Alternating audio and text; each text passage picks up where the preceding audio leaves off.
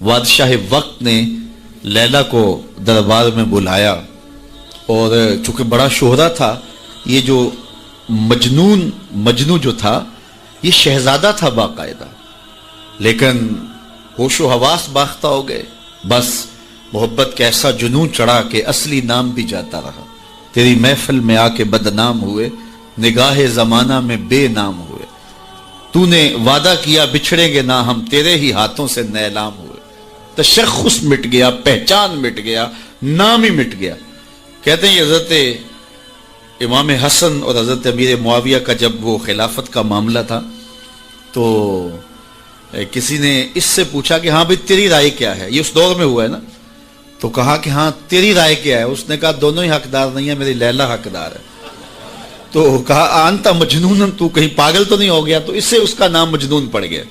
تو مجنون نام پڑ گیا، نام تو کیس تھا اس کا، لیکن نام بھی مٹ گیا، تشخص بھی مٹ گیا، پہچان بھی مٹ گیا، شہزادہ ہو کے گلیوں میں رل گیا، نام بھی باقی نہ رہا۔ اللہ اکبر۔ تو خیر بڑی دہائی تھی، تو خلیفہ وقت نے دربار میں لیلا کو بلا لیا کہ تیرے حسن میں کون سا جادو ہے کہ تو نے ایک شہزادے کو حواس باختہ کر دیا، اس کو اپنی ہوش بھی نہیں رہی ہے، مجھے تو تیرے میں کوئی خوبی نظر نہیں آ رہی۔ گفت لیلا را خلیفہ کان تو ہی، کس تو مجنو شد پریشان و غوی، از دیگر خوباں تو افزون ایستی، باقی عورتوں سے تو کوئی انوکھی تو ہے نہیں، تیرے سے زیادہ حسین تو میری لونڈیاں ہیں۔ گفت خامش چوں تو مجنو نیستی، لیلا نے کہا بادشاہ چپ کر جا، تو کوئی مجنو تو نہیں، میں تمہیں خوبصورت نظر آؤں، تو کوئی مجنو ہے؟ دیدائے مجنو اگر بودے تو را، از دو عالم بے خطر بودے تو را، تیری آنکھ مجنو والی ہوتی پھر تو مجھے دیکھتا، تو ہوش دارو لیک مجنو بے خودست، در طریق عشق بیداری بدست، تو ہوش والا ہے اور مجنو ہوش کو چھٹی دے کے آیا، اور اس کوچے میں جو ہوش کی پونجی لے کر آئے اسے سودا نہیں ملتا۔ اللہ اکبر۔ یہاں ہوش گوا کے آنا پڑتا ہے، اس لیے تجھے میں کیسے خوبصورت دکھائی دوں؟ تو رومی سے نتیجہ نکالتے ہیں، اگر لیلا کو دیکھنا ہو تو مجنو کی آنکھ چاہیے، اور اگر مصطفیٰ کو دیکھنا ہو تو ابو بکر کی آنکھ چاہیے، پھر جلوے انہی کے نظر آئیں گے۔ نماز پڑھ رہا تھا کوئی شخص، تو مجنو آگے سے گزرا، تو نمازی نے نماز توڑ کے اس کے منہ پہ تھپڑ مارا۔ تمہیں پتہ نہیں نمازی کے آگے سے نہیں گزرتے؟ اس نے کہا میں نے دیکھا نہیں، میں ایک عورت کی محبت میں ایسا گرفتار تھا کہ مجھے ہوش نہیں رہا، لیکن افسوس تم پر، تم رب کی محبت میں مجھے دیکھ رہے تھے۔ ایک ماڈل مسلمان کیسا ہونا چاہیے؟ جب رب کے حضور کھڑا ہے تو دنیا کی خبر ہی نہیں ہے۔ سیدنا علی المرتضیٰ کے بدن میں تیر پیوست ہو جاتا ہے، نماز میں کھڑے ہوتے ہیں تو یوں تیر نکال لیا جاتا ہے، آپ کو بعد میں پتہ چلتا ہے کہ میرے بدن سے تیر نکالا گیا ہے۔ یہ ہے عبادت میں خشوع۔ جب اس کے ہو گئے، محویت کا یہ عالم ہے کہ اسی کے ہو گئے، کسی غیر کی طرف خیال بھی نہیں گیا، کسی اور کی طرف دیکھیں کیوں، کسی اور کی طرف تکیں کیوں، جب نظارے اس کے ہیں نگاہوں میں، جب خیال اس کے ہیں۔ نماز ہے تو محویت، اپنی عصمت کا جوہر ہے تو اس کے گرد پہرے بٹھائے ہیں، مجال ہے کہ عصمت کے جوہر کو داغ بھی لگنے پائے، مجال ہے کہ خیال بھٹکنے بھی پائے، سوچوں میں آوارگی آنے پائے۔ یہ خیال جب جمع ہوا ہے کہ میرا اللہ مجھے دیکھ رہا ہے، پھر بند کوٹھڑی میں بھی جرم نہیں ہوتا۔ آپ نہیں دیکھتے کہ سارے دروازے بند کر کے بت کے اوپر موٹا کھیس ڈال کے زلیخا بولتی ہے تلک یوسف آ جاؤ نا، اب تو کوئی نہیں دیکھ رہا۔ کالا معاذ اللہ، جناب یوسف کہتے ہیں میں اللہ کی پناہ میں آتا ہوں، تو اس بے نور آنکھیں رکھنے والے اس پتھر کے مادو سے بھی حیا کرتی ہے، اس سے بھی پردہ کر لیا، جس کی بے نور پتھریلی آنکھیں دیکھتی بھی نہیں ہیں، تو میں اس سے حیا نہ کروں جو ساتویں کوٹھڑی میں بھی دیکھتا ہے۔ اللہ اکبر۔ اتنی روشنی برستی ہے کہ گناہ کا تصور ہی محال ہو جاتا ہے۔ اور جناب یوسف کو پتہ ہے کہ ساتوں دروازے بند ہیں اور تالے چڑھے ہوئے ہیں، لیکن اللہ کے یقین پہ حضرت یوسف دوڑتے ہیں، اللہ تالے پگھلا دیتا ہے، دروازے کھلنے لگتے ہیں، قفل گرنے لگتے ہیں۔ جب کوئی اس کا ہو جائے تو کوئی قفل، کوئی راستے کی بندش اس کا راستہ نہیں روک سکتی۔ اللہ بند مکفل راہیں بھی کشادہ کر دیتا، اس کے ہو کے تو دیکھو۔ اس کے بعد کہ جب بدکار بدکاری کرتا ہے تو اس سے ایمان نکل جاتا ہے۔ اب شیطان کیا چاہتا ہے؟ ہمیں سو میں مبتلا کر دے، ہمیں بدکاری میں مبتلا کر دے۔ اور بدکاری کے جتنے راستے ہیں، فحشا کے جتنے راستے ہیں، شیطان نے ان کو آراستہ کر دیا ہے، رقص کو فن قرار دے دیا گیا ہے، اور آج اوریانی پر مشتمل مخلوط اجتماعات کو فیسٹیول کا نام دے دیا گیا ہے، اور کیا کیا رنگ اور کیا کیا ڈھنگ دیے گئے ہیں۔ وہ راستے جو بدکاری پر منتج ہوتے ہیں وہ راستے کشادہ کر دیے گئے ہیں، اور اس سے بڑی بدبختی کیا ہوگی کہ جو بدکار لوگ بدکاری کو، برائی کو، فحشا کو پھیلاتے ہیں، حکومتوں کی طرف سے ان کو ایوارڈ دیے جاتے ہیں اور ان کو بلا کر کے اعزازات دیے جاتے ہیں، اتنے پیسے دیے جاتے ہیں کہ آپ سوچ سکتے ہیں کیا ان کے اندر خوبی ہے کہ وہ برائی کو پھیلاتے ہیں، وہ فحشا کو پھیلاتے ہیں۔ یہ معاشرے کا بدترین طبقہ ہے جن کی وجہ سے بدی پھیلتی ہے، نوجوانوں کے اخلاق بگڑتے ہیں، ان کا کردار مسخ ہوتا ہے۔ جو شخص بدکاری میں پڑ گیا اس کے دل کا چہرہ مسخ ہو کے رہ گیا، داغدار ہو کے رہ گیا۔ فحشا تو بہت بڑا جرم ہے، عام گناہ کرنے سے بھی حدیث پاک میں آتا ہے کہ دل کے اوپر سیاہ داغ پڑ جاتا ہے۔ اگر بندہ توبہ نہیں کرتا، دوبارہ گناہ کرتا ہے تو وہ داغ پھیلنا شروع ہو جاتا ہے، حتیٰ کہ ایک وقت ایسا آتا ہے پورا دل سیاہ ہو جاتا ہے۔ جب پورا دل سیاہ ہو جاتا ہے تو پھر بدی اور نیکی کا امتیاز بھی مٹ جاتا ہے۔ ایک وقت ہوتا ہے کہ بندہ گناہ کرتا ہے، اس کو چین نہیں آتا کہ میں کیا کر بیٹھا ہوں، لیکن جب گناہ پہ گناہ، گناہ پہ گناہ، بدکاری پہ بدکاری کرتا ہے تو پھر اس کو کوئی پریشانی نہیں ہوتی۔ میں اس کی مثال دوں گا کہ پکا نمازی ہو تو کبھی اس سے نماز چھوٹ جائے تو وہ عجیب بے چینی میں ہوتا ہے کہ آج ہوا کیا میرے ساتھ، قضا بھی کر لیتا ہے پھر بھی بے چین رہتا ہے۔ لیکن جو بے نمازی ہے وہ روز چھوڑ رہا ہوتا ہے، اس کو پرواہ بھی نہیں ہوتی۔ اگر کوئی شریف آدمی کسی کو ظلمن تھپڑ مار بیٹھے تو اتنی تکلیف اس کو نہیں ہوتی جتنی اس کو ہو رہی ہوتی ہے۔ دعا کرو کہ یہ دل دل ہی رہے، دل مصفہ رہے، دل مزکہ رہے، دل ستھرا رہے، دل پاکیزہ رہے۔ جتنی کوشش ہم اپنے چہرے کو، اپنے بدن کو، اپنے ظاہر کو سنوارنے کی کرتے ہیں، اس سے کہیں بڑھ کر اپنے دل کو سنوارنے کی کریں۔ باہو علیہ رحمہ نے کہا تھا، دل کالے نالوں منہ کالا چنگا، جے کو یہ رمز پچھانے۔ تو شیطان دل پہ ہی قبضہ جماتا ہے۔ شیطان جاسم علی قلب ابن آدم فاذا ذکر اللہ خنسا واذا غفل وسوسہ، تو یہ غافل نہ ہو پائے، ہر وقت اللہ کے ذکر میں رہو۔ اس لیے ہمیں 5 بار مسجد میں بلایا جاتا ہے۔ نمازیں ہیں تو ہم صبح ساری پڑھ لیں، ایسا نہیں ہے، ہمیں مختلف اوقات میں بلایا گیا ہے۔ صبح اٹھتے ہی سجدہ ریز ہو جائیں، پھر کام پہ جائیں، کام میں انہماک ہونے لگا تو پھر بلا لیا گیا، آؤ جو ظہر کے وقت، پھر گئے تھوڑا وقت گزرا تو پھر انہماک ہونے لگا، کھونے لگے تو کہا پھر آ جاؤ عصر کے وقت، پھر چھٹی ہوئی گھر جانے لگے، کہا پہلے نماز پڑھ لو، پھر کھانا کھایا، بچوں میں بیٹھے کھیل کود میں لگے، دل غافل ہونے لگا، کہا آ جاؤ پھر عشاء کے وقت آ جاؤ۔ اور نماز سے پہلے بھی ذکر، نماز کے بعد بھی ذکر، سونے سے پہلے ذکر، سونے کے بعد ذکر، اٹھتے ہوئے ذکر، کھاتے ہوئے ذکر، کھانے کے بعد دعا، آئینہ دیکھتے ہوئے دعا، لباس بدلتے ہوئے دعا، سیڑھیاں چڑھتے ہوئے، سیڑھیاں اترتے ہوئے، کسی چیز کو دیکھتے ہوئے، کسی مومن کو ملتے ہوئے۔ ہماری زندگی کو دیکھیے مسلمانوں کی، ہم تو ہر وقت ذکر میں رہتے ہیں، ہر وقت اسی کا نام جپ رہے ہوتے ہیں، کبھی السلام علیکم، کبھی سبحان اللہ، کبھی ماشاء اللہ، کبھی الحمدللہ، کبھی لا الہ الا اللہ، کبھی لا حول ولا قوت الا باللہ، کبھی اللہ اکبر، کبھی نماز، کبھی سجدہ، کبھی رکوع، کبھی قیام۔ کیسی زندگی ہے مومن کی۔ اور 8 دن کے بعد تفصیلی روشنی کے لیے ہم مسجدوں کے اندر حاضر ہوتے ہیں، اس میں خطبہ سنتے ہیں، اس میں گفتگو سنتے ہیں، بیٹھتے ہیں، ذکر فکر کرتے ہیں، اور پھر ماہ سیام آ جاتا ہے تو پوری ٹیوننگ ہو جاتی ہے پورے جسم کی۔ اور پھر کہا چلو ہر سال نہیں تو زندگی میں ایک بار حج پہ بھی چلے جاؤ، اور تم ایسے پلٹ کے آؤ گے جیسے ماں کے بطن سے ابھی پیدا ہوئے ہو، سارے گناہ مٹ جائیں گے، تم ستھرے ہو کے وہاں سے آؤ گے۔ تو مومن پاکیزہ دل ہوتا ہے، فحشا سے، سو سے، برائیوں سے۔ آج نہ ہماری نگاہیں پاک، نہ کان پاک، نہ خیال پاک، نہ سوچے پاک، سب کچھ آوارگی میں آ گئی۔ اس لیے ہمارا رب کیا چاہتا ہے کہ ہم نیک ہوں، صالح ہوں، پاکیزہ ہوں۔ بر الاصدقاء ہے کہ باپ کے رشتہ داروں اور دوستوں کے ساتھ، ماں کے رشتہ داروں اور سہیلیوں کے ساتھ حسن سلوک کیا جائے، تاکہ ان کی قبر میں روح آسودہ ہو۔ اور آقا کریم علیہ السلام نے فرمایا اگر کوئی شخص ماں باپ کے ساتھ صلہ رحمی نہیں کر سکا تو وہ بعد میں اپنی خالہ کے ساتھ ماں کی جگہ پہ صلہ رحمی کرے، اور ماں کی سہیلیوں کے ساتھ صلہ رحمی کرے تو اللہ تعالیٰ جل شانہ اس کو ماں کی رضا عطا فرما دے۔ اور ایک روایت میں آتا ہے کہ جو والدین کی قبر پہ جا کے سورہ یاسین پڑھتا ہے ہر جمعۃ المبارک کو، اللہ تعالیٰ اسے بھی اور اس کے والدین کی بھی مغفرت فرما دے۔ اور چوتھا حق انجاز الوعد، انہوں نے زندگی میں جو وعدے کیے ہیں اولاد کی ذمہ داری ہے کہ ان وعدوں کو پورا کرنے کی کوشش کرے۔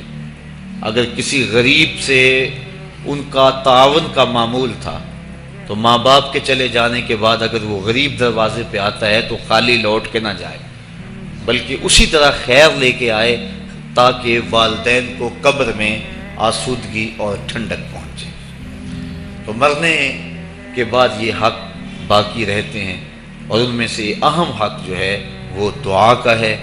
اور اگر کوئی شخص ضد سے کہتا ہے میں دعا نہیں مانگتا تو میاں یہ اس کی مرضی ہے۔ اللہ تعالیٰ جل شانہ تو قرآن میں واضح اور دو ٹوک فرماتا ہے، قل ما یعبأ بکم ربی لولا دعاؤکم، محبوب تم فرما دو اے لوگو اگر تم دعا نہیں کرو گے تو اللہ بھی پرواہ کرنا چھوڑ دے گا۔ تمہاری ضرورت ہے کہ تم مانگو، اور جب تم مانگنے والے اتنے متکبر ہو گئے ہو، کہتے ہم نہیں مانگتے، تو وہ تو پہلے ہی بے نیاز ہے۔ اس لیے تم اگر مانگتے رہو گے وہ تمہاری جھولیاں بھرتا رہے گا، اور اگر تم متکبر ہو جاؤ گے، نہیں پرواہ کرو گے، تو وہ تو پہلے ہی بے نیاز ہے۔ مانگنا تمہاری ضرورت ہے، اس کی ضرورت نہیں ہے کہ وہ تمہیں دے، لہٰذا تم اس کو اس سے طلب کرتے رہو، جھولی پھیلا پھیلا کے مانگتے رہو، وہ تمہاری جھولیاں بھرتا رہے گا۔ تو پہلا حق جو ہے وہ پہلا مقصد ہماری ایسی تقاریب کے انعقاد کا دعائے مغفرت ہے۔ دوسرا مقصد ہماری اس قبیل کی تقریبات کا پسماندگان سے اظہار تعزیت ہے، چونکہ اگر دعا ہی مقصد ہو تو دعا تو گھر بیٹھے بھی ہم کر سکتے تھے۔ اتنے طویل ترین سفر کر کے آج ہر بندہ مصروف ہے، اپنی گوناگوں مصروفیات سے وقت نکال کر آپ یہاں آئے ہیں۔ اگر صرف دعا ہی مقصد ہے تو دعا تو آپ گھر بیٹھے بھی کر سکتے تھے۔ میں بھی اتنی دور سے آیا ہوں، وہاں ہاتھ اٹھا کے دعا کر دیتا، کافی ہو جاتا، لیکن یہاں آنے کا دوسرا مقصد پسماندگان سے ان کے دکھ میں شریک ہونا ہے اور ان سے اظہار تعزیت و محبت کرنا ہے، اور یہ حضور کے عمل اور حضور کے طریقے سے ثابت ہے۔ حضرت ماعز ابن مالک رضی اللہ تعالی عنہ حضور کی خدمت میں جب حاضر ہوئے اور ایک حد کے لیے اپنے آپ کو خود پیش کیا، عرض کی حضور مجھے پاک کر دیجئے۔ میرے آقا کریم نے فرمایا جاؤ اللہ سے معافی مانگو، وہ تمہارے گناہ معاف کر دے گا۔ وہ گئے، معافی مانگی، لیکن بے چینی اور اضطراب ایسا تھا، پھر پلٹ کے آ گیا۔ پھر عرض کی حضور مجھے پاک کر دیجئے، طہرنی یا رسول اللہ صلی اللہ علیہ وسلم۔ حضور نے فرمایا جاؤ نا معافی مانگو اللہ سے، اللہ تمہیں معاف کر دے گا۔ وہ گئے، معافی مانگی، پھر پلٹ آئے اور عرض کی طہرنی، حضور مجھے پاک کر دیجئے۔ قال فیما اطہرک، کہا کس جرم سے پاک کروں؟ بار بار آ جاتے ہو، تمہیں کہا ہے کہ جاؤ اللہ سے معافی مانگو، تمہیں معاف کر دیا جائے گا، لیکن تم پھر پلٹ آتے ہو۔ قال من الزنا، عرض کی حضور مجھ سے زنا سرزد ہو گیا ہوں، میں شادی شدہ، اور شادی شدہ زانی کی جو سزا ہے وہ کڑی بھی ہے، میرے علم میں ہے کہ اسے سنسار کر دیا جائے، وہ دھرتی پہ جینے کے قابل نہیں ہے، لیکن اس کے باوجود میں اقرار کرتا ہوں تاکہ جو آخرت کی سزا ہے اس کے مقابلے میں یہ دنیا کی سزا کچھ بھی نہیں ہے۔ آخرت کی سزا بڑی سخت اور کڑی ہے۔ آقا کریم نے ایک دن حضرت جبریل امین سے پوچھا مجھے جہنم کے عذابوں کا تذکرہ سناؤ، تو انہوں نے عرض کی حضور اخف العذاب، سب سے خفیف اور ہلکا عذاب یہ ہوگا کہ جہنمی کے پاؤں میں آگ کا جوتا رکھا جائے گا، پورا باقی بدن سلامت ہوگا، صرف پاؤں میں آگ کے جوتے رکھے جائیں گے۔ یاغلی منہما دماغہ، جوتے پاؤں میں ہوں گے لیکن اس کی حدت، تپش اور گرمی سے دماغ پگھل کے ناک اور کانوں کے راستے سے باہر آ جائے گا۔ یہ سب سے ہلکے عذاب کی کیفیت ہے، اور جو سخت عذاب ہیں الیاذ باللہ۔ تو عرض کی حضور میں آخرت کے عذاب سے اس دنیا کے دکھ کو ترجیح دیتا ہوں، تو میں خود اقرار کرتا ہوں میرے اوپر حد شرعی نافذ کر دیجئے تاکہ میں پاک ہو جاؤں۔ آقا کریم نے فرمایا کہ انہوں نے نشہ تو نہیں کیا ہوا؟ ایک صاحب اٹھے، منہ سونگا، عرض کی نہیں حضور ایسی کوئی کیفیت نہیں۔ پھر فرمایا کہ اس کا توازن عقلی تو ٹھیک ہے، اتنی بڑی سزا اس جرم کی اور یہ بار بار اقرار کیے جا رہا ہے۔ تو صحابہ نے عرض کی حضور صحیح الحواس ہیں، اور اتنے میں وہ 4-5 مرتبہ اپنے اس جرم کا اقرار کر چکے۔ اب گواہ کی کوئی ضرورت نہیں تھی، جب وہ خود اقراری تھے تو آقا کریم نے فرمایا ان کو سنگسار کر دو۔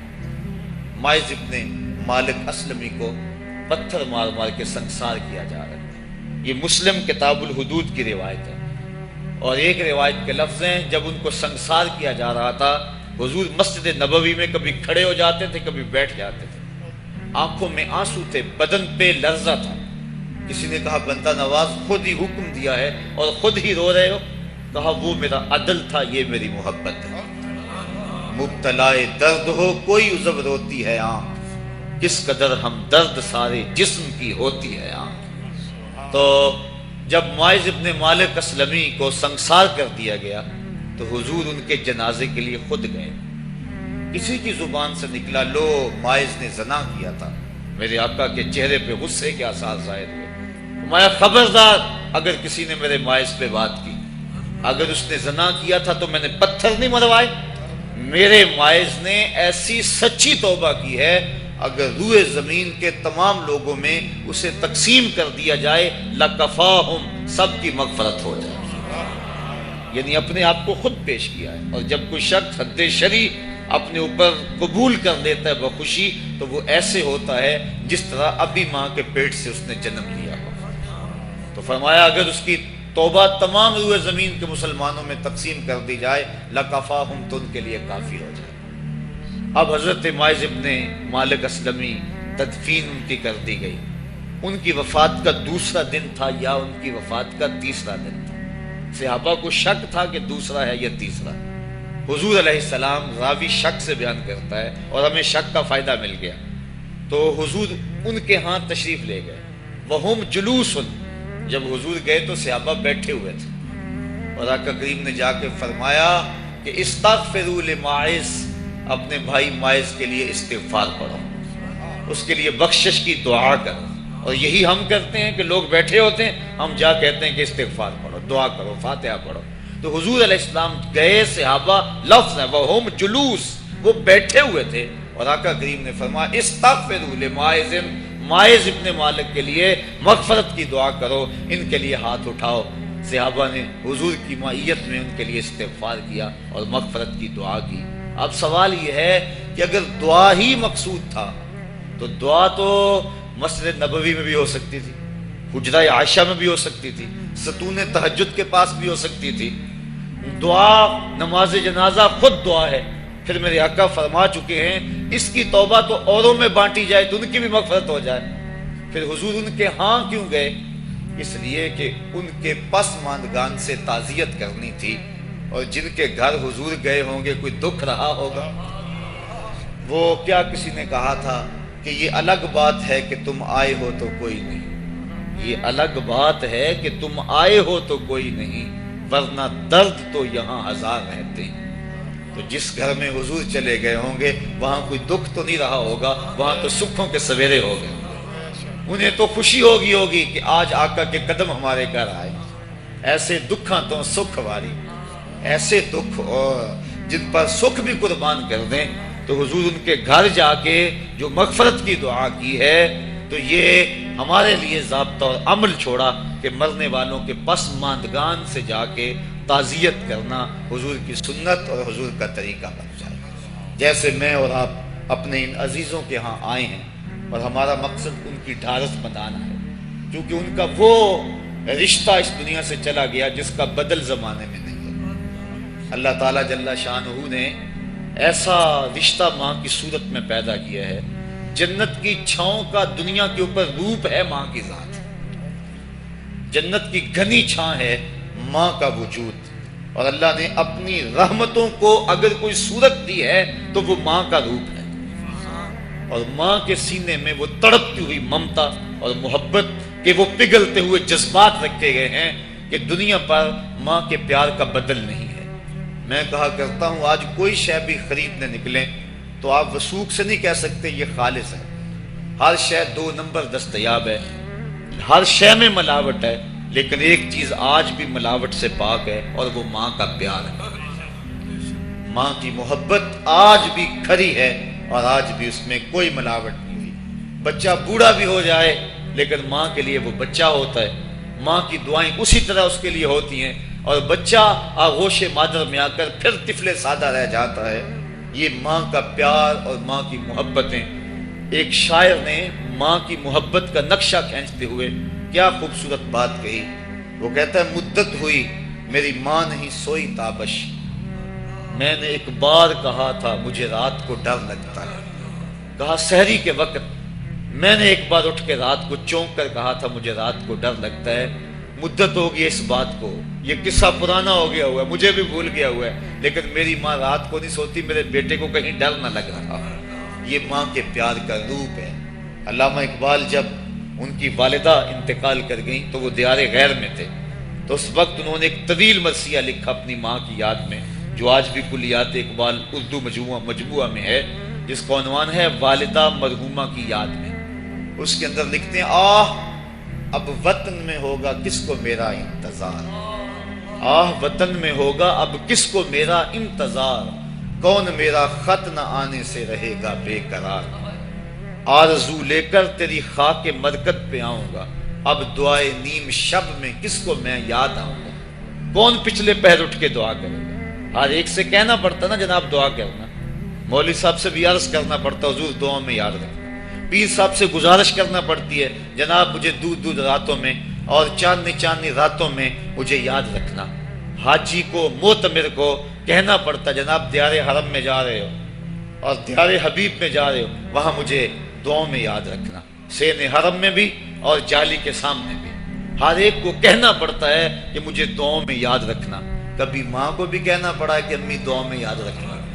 ماں کے ہاتھ ویسے اٹھے رہتے ہیں اور جب ماں کے ہاتھ اٹھ جائیں اجابت کے سارے دروازے کھل جاتے ہیں.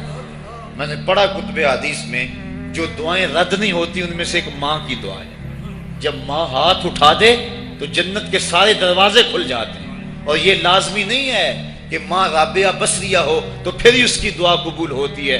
اپلے تھاپتی ہوئی ماں اور لیپا پوتی کرتی ہوئی ماں جو ہے وہ مٹی سے بھرے ہوئے ہاتھ اٹھا دے تو اللہ ان ہاتھوں کو بھی خالی نہیں موڑتا. ماں جب بولتی ہے تو اس کے لہجے میں جبریل بولتا ہے. ماں جب مسکراتی ہے لگتا ہے جنت کی ساری کلیاں کھل اٹھی ہیں. ماں کے چہرے کی رونق اور ماں کے چہرے کی جو ہے وہ خوشی بیٹے کے دل کو حقیقی قرار اور حقیقی تسکین دیتی ہے. جو ٹھنڈ ماں کے ساتھ نصیب ہوتی ہے وہ کائنات میں کسی اور جگہ پہ نہیں ہے. جو گھنا سایہ ماں کے دامن میں ہے وہ کسی اور جگہ میسر نہیں ہو سکتا ہے. وہ کیا کہا تھا کسی نے کہ 5 سٹار ہوٹلوں میں کھانا کھانے میں وہ لذت کہاں جو چولہے پر بیٹھ کے ماں کے ہاتھوں سے پکی ہوئی چپاتیاں کھانے میں آتا ہے. عالی جناب حضرت صاحب کیا کیا اسٹیٹ سیکرٹری نام لیتے ہیں لیکن وہ لطف کہاں جو ماں اوئے ببلو اوئے پپو اور اوئے مٹھو کہہ کے پکارتی ہے. جو مٹھاس ان لفظوں کے اندر ہے وہ بڑے اور بھاری اور بھرکم الفاظ اور خطابات کے اندر کہاں ہے. اونچی کرسی پہ بیٹھنے کا وہ لطف نہیں ہے جو ماں کے قدموں میں بیٹھنے کا ہے. اللہ نے ماں کے روپ کے اندر ایک محبت اور ایک الفتوں کا ایک ایسا دریا دیا ہے کہ جس کے اندر انسان جب جاتا ہے تو اس کے دکھوں کے سارے میل دھل جاتے ہیں اور وہ بالکل آسودہ ہو جاتا ہے. یہ ماں کا روپ ہے، یہ ماں کا پیار ہے. تو ماں کا بچھڑ جانا، اس دنیا سے چلے جانا، یہ ایسے ہی ہوتا ہے جس طرح کوئی بندہ گھنے سائے میں کھڑا ہو تو اچانک اس کو دھوپ میں کھڑا کر دیا جائے، پھر اسے پتا چلتا ہے کہ کتنا گھنا سایہ تھا. جس طرح درخت ساری دھوپ اپنے اوپر سہتا ہے اور جو اپنے نیچے کھڑا ہو اس کو ٹھنڈک دیتا ہے، اسی طرح ماں باپ سارے دکھ اپنے اوپر سہتے ہیں لیکن اپنی اولاد کو ٹھنڈک پہنچاتے ہیں. ماں باپ کے اس دنیا سے چلے جانے کے بعد پتا چلتا ہے کہ میں کتنی گھنی چھاؤں سے کس کڑاکے دار دھوپ میں آ گیا ہوں اور میری زندگی کے اندر کتنے دکھوں کا زہر گل رہا ہے. جو زہر پہلے ماں ہمارے قریب نہیں آنے دیتی تھی، جو باپ ہمارے قریب نہیں آنے دیتا تھا، وہ اپنی باہوں میں اور اپنے سینے میں ان غموں اور دکھوں کو سمیٹ لیا کرتے تھے. تو ماں باپ کا اس دنیا سے چلے جانا یہ ایک ایسی محرومی ہے. میں اور آپ تو حیثیت ہی بلا کیا رکھتے ہیں. میرے اور آپ کے آقا و مولا نے بھی اس رشتے کی کمی کا احساس فرمایا. الحاوی الفتاوی کے اندر امام سیوطی نے اس واقعہ کو لکھا. ایک دن حضور حجرہ عائشہ سے مسجد نبوی میں آئے. تا حد نظر صحابہ حضور کے انتظار میں بیٹھے ہوئے تھے. جو ہی حضور کو دیکھا ادب سے کھڑے ہو گئے. وہ وقت بیت گئے جب لوگ پتھر مارتے تھے. اب یہ مدنی دور ہے, حکم ہو گیا ہے کہ میرے نبی کی آواز سے آواز بھی اونچی نہیں کرنی. وہ لمحے بیت گئے جب لوگ آوازیں کستے تھے. اب حکم ہو گیا میرے نبی سے مسئلہ بھی پوچھنا ہے, پہلے گھر جاؤ, صدقہ لو, فقیر ڈھونڈو, خیرات کرو, پھر میرے نبی کی چوکھٹ پہ آؤ, تمہیں پتہ چلے کتنی اونچی بارگاہ میں جا رہے ہیں. تو یہ ادب کے زاویے اور ادب کے قرینے طے کرنا پڑتے ہیں. حضور آئے, مسجد میں قدم رکھا, تا حد نظر صحابہ سے ادب سے کھڑے ہو گئے. آقا کی آنکھیں چھم چھم برسنے لگیں اور حضور نے روتے روتے فرمایا, لو ادرکت والدیہ او احدہما, کاش آج میرے ماں باپ زندہ ہو, یا ان میں سے کوئی ایک ہی زندہ ہوتا. وَأَنَا أُصَلِّي صَلَاةَ الْعِشَاءِ, اور میں لوگوں کو نماز عشاء پڑھا رہا ہوتا. انسان نے دکھوں کا دور دیکھا ہو, بعد میں اللہ خوشحالیاں دے دے تو انسان اس بات کی ضرور آرزو کرتا ہے کہ میرے ماں باپ نے میرے دکھوں کا دور دیکھا, کاش آج میرے سر پہ عزتوں کی سجی ہوئی دستار بھی دیکھتے, آج مجھے وقار کی مسند پہ بیٹھا ہوا بھی دیکھتے, آج میرے گھر میں بچوں کا کھیلنا بھی دیکھتے, آج میرے آنگن کی بہار بھی دیکھتے, آج دولت کی ریل پیل بھی دیکھتے, آج عزتوں کا ظرف جو مجھے نصیب ہوا ہے وہ بھی ماں باپ ملاحظہ کرتے, آج میرے وقار اور میرے عہدہ و منصب کو بھی دیکھتے, معاشرے میں میرے مرتبہ و مقام کو بھی دیکھتے, تو کتنے خوش ہوتے. جب اللہ کسی کو دولت دیتا ہے, عزت دیتا ہے, شہرت دیتا ہے, تو جلنے والوں کی ایک طویل فہرست ہوتی ہے اور پیار کرنے والے بڑے تھوڑے ہوتے ہیں, لیکن ماں باپ بے لوث محبت کرنے والے ہوتے ہیں. تو انسان جب کسی ایسے مرحلے پہ پہنچتا ہے تو وہ ضرور یہ آرزو کرتا ہے, کاش آج میرے ماں باپ ہوتے تو وہ دیکھتے تو کتنا خوش ہوتے, ان کی آنکھیں کتنی ٹھنڈی ہوتی, ان کے دل کو کتنی تسکین پہنچتی مجھے اس مرتبے پہ پہنچا ہوا دیکھ کر. ظاہر ہے جب حضور پیدا ہوئے تو باپ کا سایہ سر پہ نہیں تھا. 6 سال کی عمر تھی, حضور اپنی ماں کے ساتھ مدینہ شریف گئے ہوئے تھے. واپسی پر ابوا کی ریت کے ٹیلے ہیں. سیدہ آمنہ کو سخت بخار ہو گیا اور انہوں نے سمجھا کہ یہ میرا بخار اب جان لیوا ثابت ہوگا. انہوں نے ام ایمن کو بلایا اور کہا میرے اس بیٹے کو بحفاظت امیر قریش عبد المطلب تک پہنچا دینا. پھر حضور کو سامنے بٹھایا, سر پہ ہاتھ رکھا. جب سیدہ آمنہ نے اپنے بیٹے کے سر پہ ہاتھ رکھا, بیوہ ماں کا ہاتھ جب اپنے یتیم بچے کے سر پہ آیا تو ابوا کی ریت کے ذرے بھی رونے لگے. سیدہ آمنہ کچھ کہنا چاہتی تھی لیکن ضبط کے بندھن ٹوٹ گئے, آنکھوں سے سیلاب اشک جاری ہو گیا. تو جو کہنا چاہ رہی تھی اس میں چند جملے ادا کیے جو ابن حشام نے محفوظ کیے. سیدہ آمنہ نے کہا, بیٹا ہر نئی چیز نے پرانی ہو جانا ہے, ہر باقی نے فنا ہو جانا ہے, میں بھی جا رہی ہوں. وَذِكْرَ بَاقٍ وَوَلَدْتُ طُهْرًا, لیکن میرا ذکر نہیں مٹے گا, میں تیرے جیسا ستھرا بیٹا چھوڑ کے جا رہا ہوں. جن ماؤں کے بیٹے اتنے اچھے ہوں ان ماؤں کا ذکر نہیں مٹا کرتا. یہ آخری لفظ تھے سیدہ آمنہ کے, اس کے بعد ان کا انتقال ہو گیا. حضور اپنی ماں کے جسد سے لپٹ کر روتے تھے اور کہتے, امی آپ آگے بولتی کیوں نہیں ہیں. 6 سال کی معصوم عمر, ابوا کی ریت کے ٹیلے, کونین کے سردار کے لیے یہ دکھوں کی کہانیاں. اللہ کے محبوب علیہ السلام نے وہیں اپنی ماں کی تدفین کی اور اپنی ماں کی قبر کے اوپر پتھروں کے ٹکڑے رکھے. اور یہاں آج ہو بھی کیا سکتا تھا. مدینے میں حضور کی ماں کا انتقال ہوتا, کتنے صحابہ جنازے میں ہوتے, فرشتے جنت سے پھول لے کر آتے حضور کی ماں کی قبر پہ چڑھانے کے لیے. یہ ابوا کی ریت ہے, مسافرت, غربت. حضور نے مٹی کے اس تودے کے اوپر اپنی ماں کی قبر کے اوپر پتھر کے ٹکڑے رکھے. اور وہ کیا کسی شاعر نے کہا تھا, تجھے کن پھولوں سے ہم کفن دیں, تو جدا ہی ایسے موسموں میں ہوا جب درختوں کے ہاتھ پھولوں سے خالی تھے. حضور نے اپنی ماں کی تدفین کی اور پھر ام ایمن کے ساتھ بیٹھ کے حضور واپس آ گئے. 8 سال کی عمر تھی کہ امیر قریش حضرت عبد المطلب کا بھی انتقال ہو گیا. میں نے ابن حشام میں پڑھا ہے کہ کہ جب امیر قریش کا جنازہ اٹھا تو پورا مکہ امڈ آیا جنازے میں، لیکن 8 سال کا ایک بچہ تھا جو دیواروں سے لگ لگ کے روتا تھا، آج اس کا یہ سہارا بھی چلا گیا۔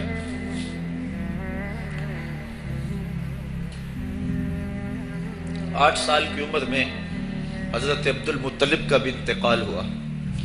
پھر حضور اپنے چچا کی کفالت میں آئے، وہ دن بھی بیتے، طائف کے بازار بھی آئے، مکے کی گلیاں بھی آئیں، بچھتے ہوئے کانٹے، کھدتے ہوئے گڑے، کبھی عقبہ بن ابی معیط جسم پہ اوجریاں ڈال رہا ہے، کبھی کوئی بدن نازک پہ کوڑا ڈال رہا ہے، کبھی حضور علیہ السلام کی راستوں میں جمیل کانٹے بچھا رہی ہے، کبھی بدر سجتا ہے، کبھی احد کی لڑائی ہوتی ہے، حضور کے چچا کے کلیجے کو چبایا جاتا ہے۔ یہ دن سخت ترین دن تھا، حضور کے سر پہ پٹی بندھی ہوئی تھی، آنکھوں میں آنسو جاری تھے، اور بار بار کہتے تھے ما فعل امی، میرے چچا کی کہانی سناؤ۔ تو بڑے مشکل اور زہرہ گداز حالات پیش آئے، لیکن آج حضور حجرہ عائشہ سے نکلے، تا حد نظر صحابہ ادب سے کھڑے ہو گئے، آقا کی نظر پلٹ کے پیچھے چلی گئی، ابوا میں جا کے رکی، اور میرے آقا کی آنکھوں سے آنسو ٹپکنے لگے، اور فرمایا کاش آج میری ماں زندہ ہوتی، وَأَنَا أُصَلِّي صَلَاةَ الْعِشَاء، اور میں لوگوں کو نماز عشاء پڑھا رہا ہوتا، وَأَقْرَأُ فِيهَا بِفَاتِحَةِ الْكِتَابِ، اور اس میں سورہ فاتحہ کی تلاوت کر رہا ہوتا، پھر میری ماں کو میرے ساتھ کوئی کام یاد آ جاتا، وہ دروازے پر آتی، چلمن سرکاتی، اور اپنے میٹھے اور مدبر لہجے میں مجھے بیٹا محمد کہہ کے آواز دیتی۔ فرمائے لوگوں میں اپنی نماز کو چھوڑ کے پہلے ماں کی بات کو سنو۔ یہ دنیا کے سامنے اپنی ماں کی ضرورت اور اہمیت کو حضور نے رکھا، تو ماں کا بچھڑ جانا، ماں کا اس دنیا سے چلے جانا، یہ بہت بڑا سانحہ ہوتا ہے۔ تو اس موقع کے اوپر پسماندگان کی ڈھارس منانے کے لیے، ان سے تعزیت کرنے کے لیے، اظہار محبت کرنے کے لیے ہمارا یہاں آنا، یہ دوسرا مقصد ہے اس تقریب کے منعقد کرنے کا۔ تیسرا مقصد ایسی محافل کے منعقد کرنے کا کیا ہے؟ پہلا مقصد تو دعائے مغفرت ہے مرنے والوں کے لیے، دوسرا مقصد پسماندگان سے تعزیت کرنا ہے، اور تیسرا مقصد ہم کبھی نہ بھول پائیں وہ یہ ہے کہ ہم اپنے لیے عبرت کا سامان لینا۔ آج کوئی قبر میں ہے اور ہم جمع ہو رہے ہیں، کل ہم قبر میں ہوں گے اور ہمارے لیے کوئی اور جمع ہو رہا ہو۔ خیر کن اے فلاں و غنیمت شمار عمر، زاں بیشتر کے بانگ برائت کے فلاں نمان۔ شیخ سعدی فرماتے ہیں اے فلاں بلائی کر لے، اچھائیاں کر لے، اس عمر کے ایک ایک لمحے کو غنیمت سمجھ لے، اس سے قبل کی آواز آئے کہ فلاں نہیں رہا، تو اپنی زندگی کو پہلے ہی اعمال کا حسن دے لے۔ تو یہ وقت میرے اور آپ کے اوپر آنے والا ہے کہ ہمارے لیے بھی لوگ جمع ہو رہے ہیں، ہم قبر میں اب تنہائیوں اور قبر کی پہنائیوں میں موجود ہوں گے، اور لوگ ہمارے لیے جمع ہو رہے ہوں گے، قبل اس سے کہ وہ وقت آئے کوئی حجت باقی نہ رہے، مجھے اور آپ کو اپنے اعمال کی اصلاح کر لینی چاہیے۔ امام غزالی نے ایک بڑی خوبصورت بات لکھی، آپ فرماتے اللہ نے مرنے والوں کے ذریعے سے جو باقی زندہ بچ گئے ہیں ان پر احسان کیا۔ عرض کی گئی احسان کیسے؟ وہ تو دکھوں میں مبتلا ہیں، جن کا بھائی چلا گیا ان کا کلیجہ پھٹ رہا ہے، جن کا باپ چلا گیا ان کی دنیا اندھیر ہو گئی، جن کی ماں چلی گئی ان کے سامنے روشنی کا کوئی حوالہ نہیں رہا ہے، جس کا بیٹا چلا گیا اس کی کمر ٹوٹ گئی، جس کا بھائی چلا گیا اس کے بازو ٹوٹ گئے، اور تم کہتے ہو اللہ نے مرنے والوں کے ذریعے سے جو باقی پسماندگان ہیں ان پر احسان کیا۔ یہ احسان کیسے ہے؟ تو امام غزالی فرماتے ہیں احسان اس معنی میں ہے کہ اللہ نے مرنے والے کی موت کو ان باقیوں کے لیے عبرت کا نشان بنایا ہے۔ اگر اس کی موت ان کے لیے عبرت بنا دی جاتی تو یہ کیا کرتا؟ تو اللہ تعالیٰ نے گویا ان کی موت سے اس کو ایک اور موقع سنبھلنے کا دیا ہے کہ وہ لوگوں کی، عزیزوں کی، رشتہ داروں کی موت کو دیکھ کر اپنی زندگی کی راہوں کو ٹھیک کر لیں۔ یہ جو مرنے والے ہیں یہ ہمارے لیے پیغام ہے موت کا، اور ہم ان سے دیکھ کر اپنی زندگی ٹھیک کر سکتے ہیں۔ حضرت یعقوب علیہ السلام जलील कदर नबी गुजरे हैं, बनी इसराइल के मुक्तदा और इमाम नबी। आपने हजरत इजराइल से वादा लिया हुआ था कि मेरी रूह कब्ज करने के लिए अचानक नहीं आना, बल्कि पहले को कासद या पैगाम भेज देना ताकि मैं मौत की तैयारी करूं। जो कि अचानक मौत से हुजूर ने भी पनाह मांगी, अल्लाहुम्मा इन्नी आऊज़ु बिका मिनल मौतिल फजात, ऐ अल्लाह अचानक मौत से तेरी पनाह चाहता हूं। तो हजरत इजराइल अलैहिस्सलाम से वादा लिया था हजरत याकूब अलैहिस्सलाम ने कि कब्जे रूह के लिए अचानक नहीं आना, पहले को कासद या पैगाम भेज देना। उन्होंने वादा किया था, नबी थे, उनसे वादा उन्होंने कर लिया। काफी मुद्दत गुजरी तो हजरत इजराइल आ गए। पूछा किधर आए हो? कहा कब्जे रूह के लिए आया हूं। कहा तुमने तो वादा किया था पहले को कासद या पैगाम भेजूंगा, तुमने ना को कासद भेजा और पैगाम भेजा और कब्जे रूह के लिए आ गए। तो हजरत इजराइल ने अर्ज की, हुजूर मैंने तो कई कासद भेजे थे। फरमाया मेरे पास तो एक भी नहीं आया। कहा हजरत आपके सामने कितने लोगों की मौत वाक़या हुई, ये मेरा कासद नहीं था तो और क्या था। आपकी दाढ़ी में सफेद बाल आ गए, ये मेरा कासद नहीं था तो और क्या था। आपकी आंखों में सफेदी उतर आई, ये मेरा कासद नहीं था तो और क्या था। आंखों में सफेदी का आ जाना, बालों में सफेदी का आ जाना, कमर में खम आ जाना, उठते हुए जनाजे, फैली हुई कब्रें, ये पैगाम है, कासद है मौत का। हजरत उमर फारूक रज़ी अल्लाह ताला अन्हु एक दिन दरबार में बैठे हुए थे, एक शख्स आया और आपको देख कर कहने लगा, या उमर ला तंसा मौतक, उमर अपनी मौत को नहीं भूलना। कब कपा के रह गए, उसको बुलाया, शुक्रिया अदा किया। कहा मियाँ कभी रोज आ जाया करे ना, तो तुझे महीने के बाद तनख्वाह भी दिया करूंगा। बड़े दरबार में वो रोजाना आता है। हजरत उमर फारूक काम में लगे हैं, वो कहता है या उमर ला तंसा मौतक, उमर अपनी मौत को नहीं भूलना। महीने के बाद उसको तनख्वाह भी देते हैं। एक दिन वो आया, आपने उसके हाथ में उसका मुशाहरा दिया, कहा आज के बाद नहीं आना। हजरत मुझसे कोई गुस्ताखी होगी? फरमाया नहीं। तज़कीरे मौत की जरूरत नहीं रही? फरमाया नहीं। कोई और बंदा रख लिया? फरमाया नहीं।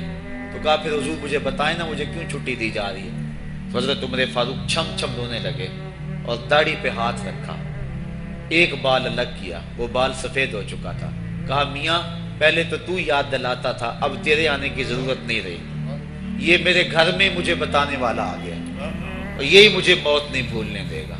दाढ़ी में सफेद बाल आ गया। कहा मियाँ अब तेरे आने की जरूरत नहीं है, हमारी तो पूरी दाढ़ी भी सफेद हो जाए। वो क्या कहा था मियाँ मोहम्मद बख्श आरफिर रूमी कश्मीर ने खूब कहा था, हड्डियां कंबन गोडे खड़कन ते उड़ गया लक तेरा, अजय भी बदियों बास नायम जियो मरद तलेरा। या युहल इंसान मा गर्रका बिरब्बिकल करीम, ऐ इंसान तुझे करीम रब के दरवाजे से किसने दूर हटा दिया। अल्लाजी खालका का फसव्वा का फादलक फी अय्य सूरत मा शाअ रक्कबक, जिसने तुझे पैदा किया, तेरे आज़ा को तवाज़ुन दिया, तुझे हुस्न और जवानी बख्शी, तुझे चलने का सलीका दिया, तुझे बोलने का तरीका दिया, तुझे सोचने के लिए दिमाग दिया, तुझे समातों के पर्दे दिए। आज शेरों को तू नचा लेता है, हाथियों को तू बैठा लेता है। ऐ इंसान जरा गौर तो कर, उस रब का शुक्र कर। क्यों भूल गया उस रब को जिसने तुझे पैदा किया? अगर तुझे पैदा ही ना करता तो तू क्या करता? फिर पैदा करके छोड़ देता तुझे, अगला तेरी जिम्मेदारी अपने जुम्मे करम पे ना लेता तो बचा तुझे गर्मी की सख्ती से कौन बचाता? तुझे ठिठरती हुई सर्दी से कौन बचाता? माँ के सीने में तेरा प्यार ना डालता, ममता वो माँ के सीने में ना डालता, तुझे गंदगी में लुथड़े हुए को कौन उठाता? लेकिन उसने प्यार डाला माँ के सीने में, जिसने तुझे पहले चूमा और फिर उसने तुझे धोया।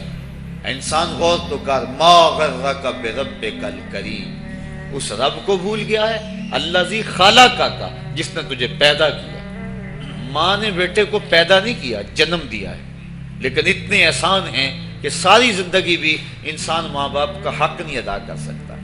जिस माँ ने जन्म दिया है उसके हक नहीं अदा हो सकते, तो जिस रब ने तख्लीक किया है उसके हक कैसे अदा होंगे?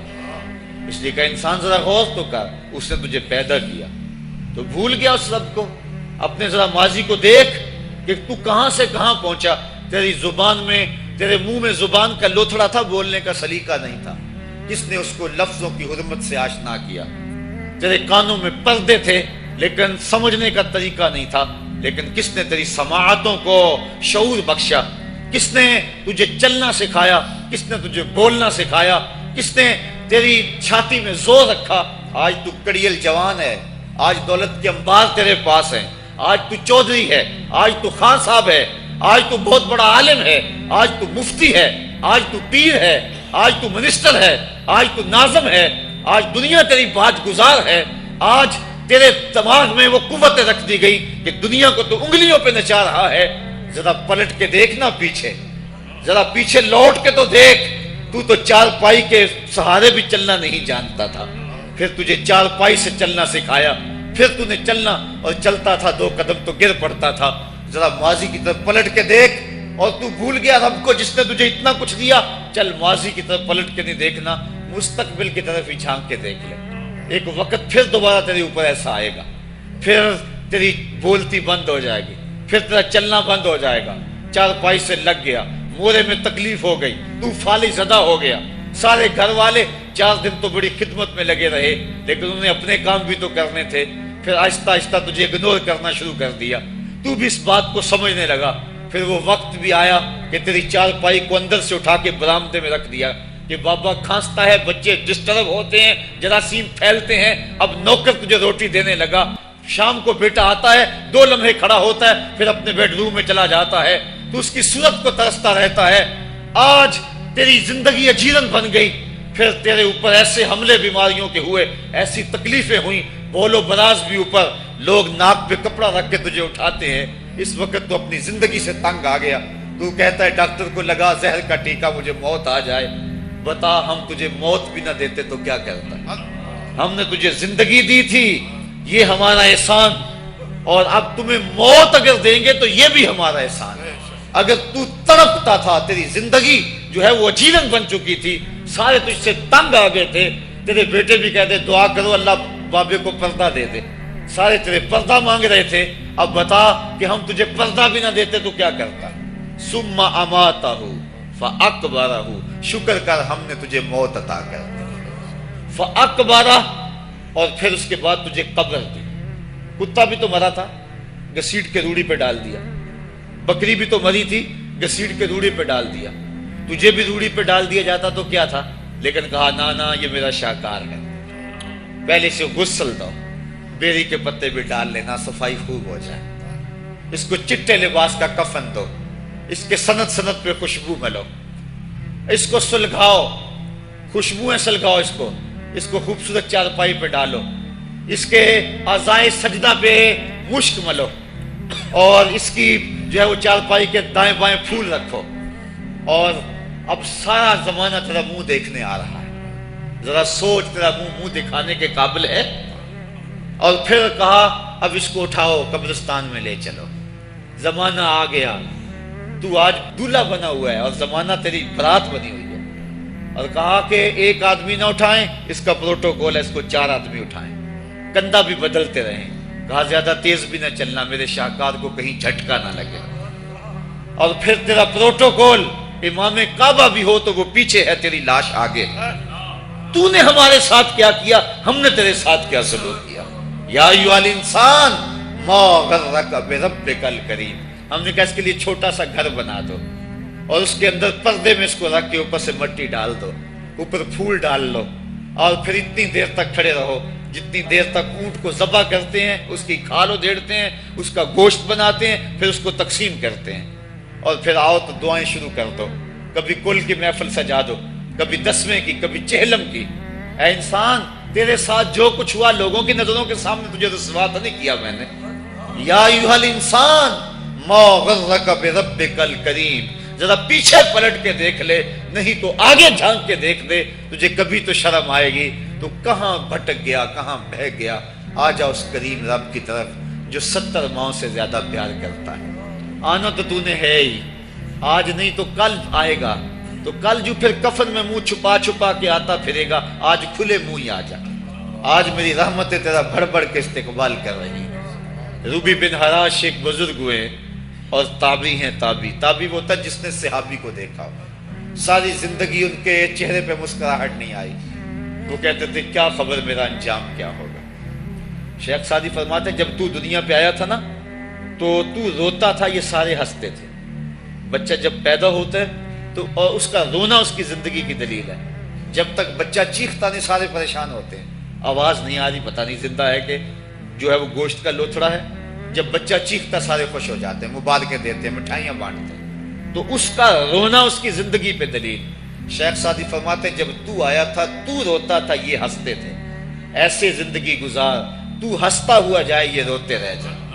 یہ نہ ہو کہ روتا آیا تھا روتا ہی جانا پڑے تجھے. روبی بن حراش ساری زندگی نہیں مسکرائے. فرماتے تھے کیا خبر میرا انجام کیا ہوگا. وقت بیتتا گیا، آخر میں فوت ہو گئے. ان کا بھائی ربی بن حراش غسال کو بلا لایا کہ میرے بھائی کو غسل دو. غسال جب غسل دینے کے لیے داخل ہوا تو فوراً باہر پلٹ آیا. ربی پوچھنے لگا کیا ہوا ہے. کہا یار تیرا بھائی بڑا عجیب ہے. کہا ہوا کیا ہے. کہا نحنو نغتسلہ وہو یتبسم، ہم اسے غسل دیتے ہیں وہ آگے سے مسکراتا ہے. کہا اس نے قسم کھائی تھی جب تک اپنا اچھا انجام نہیں دیکھوں گا نہیں مسکراؤں گا. اس کو امام ابو نعیم نے حلیہ میں لکھا، روز الانف کے اندر امام سہیلی نے لکھا، قاضی ایاز مالک اندلسی نے شفا میں لکھا، اور اسی کو امام جلال الدین سیوطی علیہ رحمہ نے جو ہے وہ الخصائص الکبریٰ میں لکھا. کہا یا تیرا بھائی بڑا عجیب ہے، ہم اسے غسل دیتے ہیں وہ آگے سے مسکراتا ہے. تو اس نے قسم کھائی تھی جب تک اچھا انجام نہیں دیکھوں گا نہیں مسکراؤں گا. آج اس نے اپنا اچھا انجام دیکھ لیا تبھی تو مسکرا رہا ہے. 12 لوگوں کے 2 گروہ بن گئے. ایک کہنے لگے کہ یار یہ ویسے گڑی ہوئی بات ہے، بھلا کوئی بندہ مرنے کے بعد بھی مسکرا سکتا ہے. ایک گروہ کہتا ہے یار بندہ بڑا اچھا تھا، ہو سکتا ہے کہ مرنے کے بعد مسکرایا ہو. زندگی تو اس نے دکھ سے گزاری لیکن بعد میں تو سکھ ملا ہوگا. اتنے میں انہیں غسل دے دیا گیا اور لوگ اکٹھے ہو کے ان کے گھر آ گئے. انہیں کفن دے کے پٹڑے پہ ڈال دیا گیا. ربی بن حراش نے جب لوگ باتیں کر رہے تھے، کوئی کہہ رہا تھا صحیح ہے، کوئی کہتا ہے غلط تھا، تو اس نے کفن سے ہاتھ باہر نکالا اور لوگوں کو کہا السلام علیکم. لوگوں نے کہا وعلیکم السلام اتتکلم بعد الموت. عجیب بات ہے، مرنے کے بعد باتیں کر رہے ہو. قال نعم اتکلم بعد الموت. کہا ہاں ہاں میں مرنے کے بعد ہی باتیں کر رہا. عرش فرش تے بانگ تے مکے پہ گیا شور، بلے شاہ سا مرنا نہیں تے گور پہ کوئی ہور. فَلَنُحْيِيَنَّهُ حَيَاتًا طَيِّبَةً، ان کو حیات طیبہ بخش دی جاتی ہے جو اللہ کے نام پہ اپنی زندگی گزار دیتے ہیں. میرا رب کہتا ہے کہ میں ان کو مرنے نہیں دیتا، ان کو ستھری اور پاکیزہ زندگی دیتا ہوں. اور اقبال کہتا ہے فطرت ہستی شہید آرزو رہتی نہ ہو، خوب تر پیکر کی اس کو جستجو رہتی نہ ہو. موت کو سمجھا ہے غافل اختتام زندگی، یہ ہے شام زندگی صبح دوام زندگی. تو کہا ہاں ہاں مرنے کے بعد باتیں کیا ہوں. لوگوں نے کہا بتا پھر تیرے رب نے تیرے ساتھ سلوک کیا کیا. تو ربی جو فوت ہو چکا ہے کہتا ہے استقبلنی ربی غیر غضبان واستقبلنی بروح و ریحان. کیا پوچھتے ہو، اس کے قدرت والے چہرے پہ کوئی غصہ نہیں تھا. اس نے روح و ریحان کے پھولوں کے ہار میرے گلے میں ڈالے. لوگوں نے باتیں پوچھنا شروع کر دی. موقع مل گیا ایک مردہ بول پڑا، کوئی ادھر کی پوچھ رہا ہے کوئی ادھر کی پوچھ رہا ہے. امام ابو نعیم لکھتے ہیں کہ جب لوگوں نے سلسلہ کلام طویل کر دیا تو ربی بن حراش نے کہا اجلوا بی ولا تؤخروا بی لان ابا القاسم ينتظر علی الصلاۃ. دیر نہ کرو، مجھے جلدی جلدی قبرستان میں لے جاؤ، تم مجھے باتوں میں لگا رہے ہو. امام الانبیاء میرے جنازے کا انتظار فرما رہے ہیں. لوگوں نے جنازہ پڑھا اور اپنے گھروں میں آنے کی بجائے سیدھا ام المومنین حضرت عائشہ صدیقہ رضی اللہ تعالی عنہا کی چوکھٹ پہ چلے گئے اور جا کے سارا ماجرا کہا. وہ ابھی باقاعد حیات تھی. کہا ایک آدمی نے مرنے کے بعد یوں باتیں کی ہیں، آپ اپنی رائے بتائیں کہ یہ کیا ہو سکتا ہے. تو ام المومنین رضی اللہ تعالی عنہا نے فرمایا تم کیوں پریشان ہو گئے ہو، میرے سرتاج آقا فرما گئے ہیں کانا رجل من امتی یتکلم بعد الموت. میری امت میں ایسے مرد بھی ہوں گے جو مرنے کے بعد باتیں کیا کریں. تو وہ لوگ جنہوں نے اپنی زندگی اللہ کے نام لگا دی اور اس کے ذکر کے نام لگا دی، وہ مرنے کے بعد بھی ابدی اور سرمدی زندگی پاتے ہیں. اور جو لوگ اللہ سے بے بہرہ ہیں، اس کی خشیت سے جن کا سینہ خالی ہے اور دین کا چراغاں جن کے سینے میں نہیں ہے، وہ چلتے پھرتے بھی مردہ ہیں. ان کے سینے میں دھڑکتا ہوا دل تو ہے لیکن تمانیت کا نور اس میں نہیں رکھتے ہیں. وہ دھرتی کے اوپر چلتے تو ہیں لیکن دھرتی کا بوجھ ہیں، لیکن یہ لوگ وہ دھرتی کی چھاتی میں ہیں لیکن دھرتی کا وقار ہے۔ ان کی قبروں سے بھی زندگی پھوٹ رہی ہے اور ضیائیں پھوٹ رہی ہیں۔ میں جب بھی کبھی لاہور گیا ہوں تو ایک منظر مجھے اپنی طرف کھینچتا ہے، جب میں دریائے راوی کے اس پار ہوتا ہوں تو میں ایک قبر دیکھتا ہوں جس پہ حسرتیں برس رہی ہیں۔ وہ بر صغیر کا مطلق العنان حکمران، جس کی کے اشارہ ابرو سے ہندوستان کی تقدیر بدلتی تھی، آج چند تاش کھیلنے والی ٹولیاں اس کی قبر پہ بیٹھی ہیں۔ اس کی محبوب بیوی جو بادشاہ کے پیچھے بیٹھتی تھی اور پردہ پیچھے لٹک رہا ہوتا، بادشاہ کا کوئی فیصلہ اسے ناگوار ہوتا، پیچھے سے وہ کمر ٹھونکتی، بادشاہ فیصلے بدل لیتا۔ جس کے اشارہ ابرو سے ہندوستان کی تقدیر کے فیصلے تبدیل ہوتے تھے، اس کی قبر بھی ساتھ ہی اندھیرے میں ہے۔ اور اس کی بیٹی کی قبر کے اوپر زیب النساء کے مقبرے پہ لکھا ہے، بر مزار ماں غریباں، نہ چراغے نہ گلے، نہ پرے پروانہ سوزت، نہ صدائے بلبلے۔ ہم غریبوں کی قبر پہ کون چراغ جلانے آئے گا، کون پھول ڈالنے آئے گا؟ نہ کوئی بلبل گیت گانے آئے گی اور نہ کوئی پروانہ پر جلانے آئے گا۔ یہ وہ جو مطلق العنان تھے، یہ ان کی قبر کی کہانی سنائی۔ اور جب میں دریائے راوی کا کنارہ پار کرتا ہوں تو ایک لوح مزار وہ بھی ہے جہاں جلی حروف میں لکھا ہے، گنج بخشے فیض عالم، مظہر نور خدا، ناکساں پیر کامل، کامراں را رہنما۔ جب زندگی ایک طرح کی نہیں ہوتی تو پھر موت بھی ایک طرح کی نہیں ہوتی۔ جب دنیا پہ رہنے والے لوگ ایک طرح سے زندگی نہیں گزارتے تو ان کی برزخ بھی ایک طرح کی نہیں ہوتی۔ تو یہ ہیں وہ لوگ جن کی قبروں پہ آج بھی چراغاں ہیں، جن کے نام کا آج بھی تنتنا ہے۔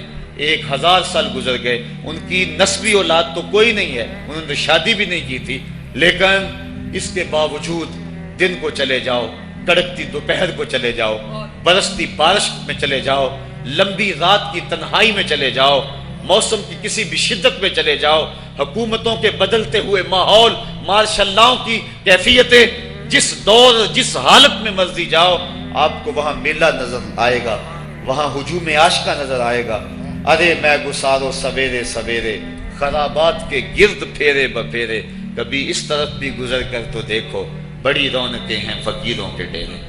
تو وہ لوگ جنہوں نے اپنی زندگی اپنے مالک کے نام گزاری، وہی زندہ ہیں، وہ سرمدی اور ابدی زندگی پائے ہوئے ہیں۔ صاحبو، اب میرے اور آپ کے پاس سانسوں کا موقع موجود ہے، ورنہ یہ سانسیں تیزی کے ساتھ پگھل رہی ہیں۔ میں کل امام راضی کو پڑھ رہا تھا، وہ کہتے ہیں، ایک بزرگ فرماتے ہیں، مجھے سمجھ نہیں آ رہی تھی ان الانسان لفی خسر کی، کہ بے شک انسان گھاٹے میں ہے۔ تو میں سوچ رہا تھا کیسے گھاٹے میں ہے، تو کہا کہ مجھے سمجھ اس طرح آئی کہ میں بازار گیا، میں نے ایک شخص کو دیکھا جو پھٹے پہ برف رکھ کے بیچ رہا تھا، اور آواز کیا لگا رہا تھا، ارحمو ارحمو من یذوب راس مالہ، اور رحم کرو اس بندے پہ، اگر تم نے تھوڑی بھی دیر لگا دی اور میرے سے سودا نہ خریدا تو میرا جو راس المال ہے میرا وہ بھی لٹ جائے گا، کیونکہ برف تو میری پگھلی جا رہی ہے، اور اگر تم نے خرید لی میری برف تو میرے پیسے کھڑے ہو جائیں گے، اور اگر تم نے میری برف خریدنے میں دیر کر دی تو جو میں نے پیسے لگائے ہیں میرے وہ بھی پورے نہیں ہوں گے۔ تو وہ کہہ رہا تھا ارحمو من یذوب راس مالہ، وہ کہتے ہیں مجھے ان الانسان لفی خسر کی سمجھ نہیں آ رہی تھی، اس کے اس جملے کو سن کے سمجھ آ گئی کہ انسان جلدی جلدی اپنی سانسوں کو گوا رہا ہے، اسے چاہیے کہ جلدی جلدی ان سانسوں سے کام لے لے، ورنہ یہ سانسوں کی برف پگھل جائے گی اور اس کی یہ پونجی بھی برباد ہو جائے گی۔ تو صاحبو، میں اور آپ لمحہ لمحہ موت کے قریب ہو رہے ہیں، لمحہ لمحہ موت کے قریب ہو گئے۔ آج میں دوپہر کو بیٹھا تھا تو وہ ایک شخص آ کے میاں صاحب کا شعر پڑھنے لگا، دیگر تے دن گیا محمد اوڑک نو ڈب جانا۔ تو میری نظر چلی گئی، میں نے کہا ابھی تو 10 بجے ہوں گے، تو میں نے کہا صبح کے 10 بھی بج گئے ہیں اور پھر 12 بھی بج جانے، پھر ظہر بھی ہوگی، پھر دیگر بھی ہوگی، اور اس کے بعد پھر شام بھی ہو جانی ہے۔ اب ہم دیگر تک تو پہنچ گئے ہیں، اب شام کے تدلکے بھی قریب ہو گئے ہیں، تو یہ دن ڈوب جانا ہے تھوڑی دیر کے بعد۔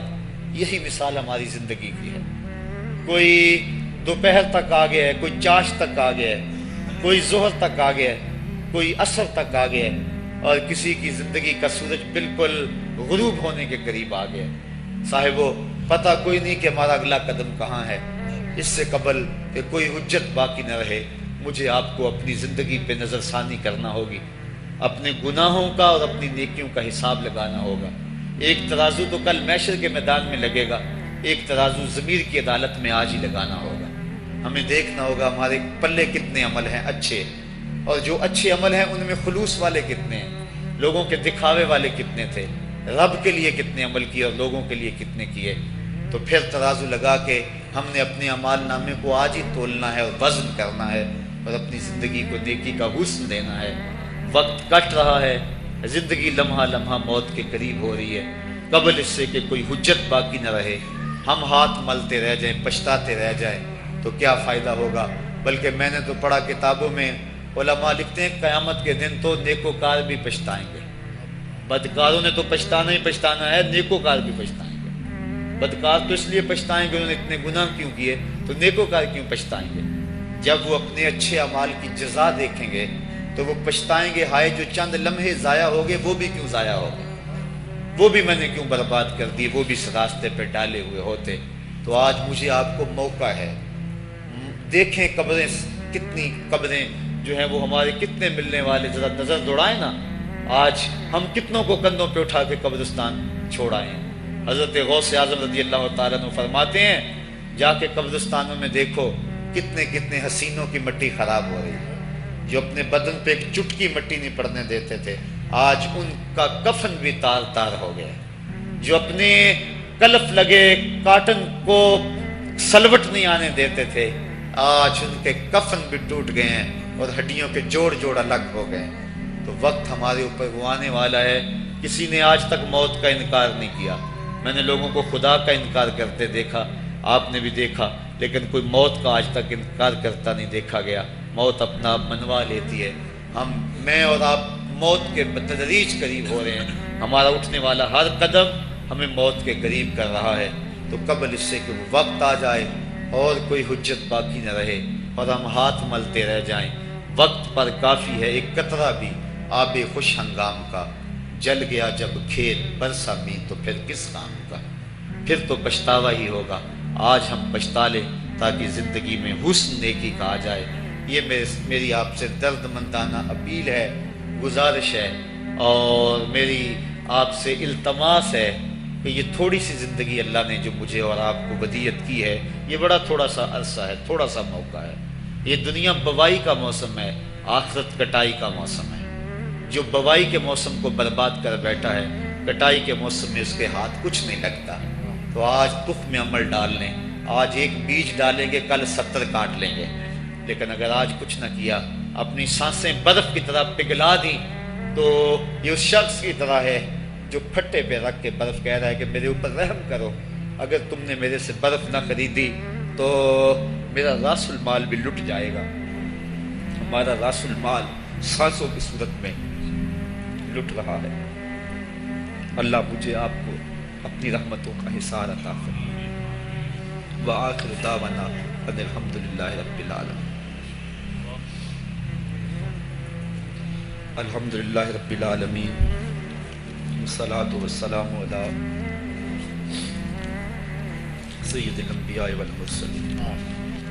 میرے مالک 3 عدد ختمات قرآن مجید، یہ بہت سارے کلمات طیبات جو کچھ پڑھا سنا کہا گیا، سب کچھ اپنی بارگاہ میں قبول فرما، اور سب کا ثواب ہم تیرے محبوب کی بارگاہ میں بطور ہدیہ پیش کرتے ہیں، قبول فرما۔ حضور کے توسل سے جمیع انبیاء علیہ السلام اور ان کی امتوں کے ارواح کو پیش کرتے ہیں، قبول فرما۔ بالاختصاص آقا کریم کی امت کو پیش کرتے ہیں، قبول فرما۔ اور ہم سب لوگوں کی دعائیں، التجائیں، اٹھے ہوئے ہاتھ، سفارشوں کے لیے پھیلی ہوئی جھولیاں، عزیزم زاہد فیاض صاحب، ریاض صاحب اور اعجاز سلیم صاحب اور ندیم سلیم صاحب اور رانا لیاقت علی صاحب کی والدہ ماجدہ جو پچھلے دنوں میں انتقال کر گئی، ان کی روح کے لیے پیش کرتے ہیں۔ اے اللہ ان کی قبر کو وسیع، کشادہ، منور اور خوشبودار کر دے، ان کو اپنی رحمتوں کا حصار دے دے، ان کی قبر کو نور نور کر دے۔ اے اللہ زندگی میں اگر ان سے کوئی کوتاہی ہو گئی تو اپنے محبوب کی زلف گراگیر کا صدقہ معاف کر دے، اور ان کی زندگی کی ایک ایک نیکی اپنی بارگاہ میں قبول فرما۔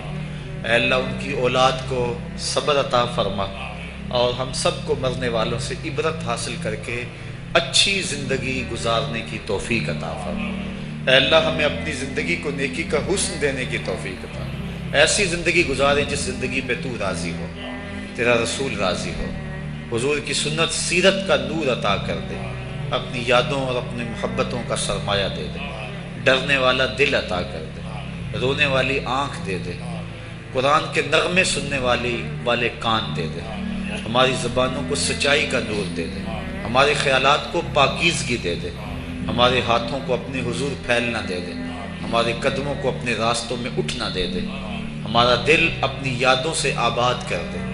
اے اللہ ہم جئیں تو تیرے لیے، مرے تو تیرے دین کے لیے، اور زندگی کی آخری سانس تک تیرے رسول کے وفادار رہیں۔ وصلی اللہ تعالی علی النبی امین وآلہ وسلم۔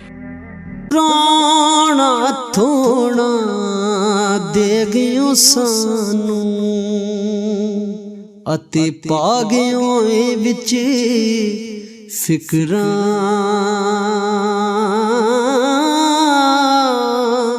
پاٹی لیر پرانی وانگوں تے ٹنگ گیوں وچ ککراں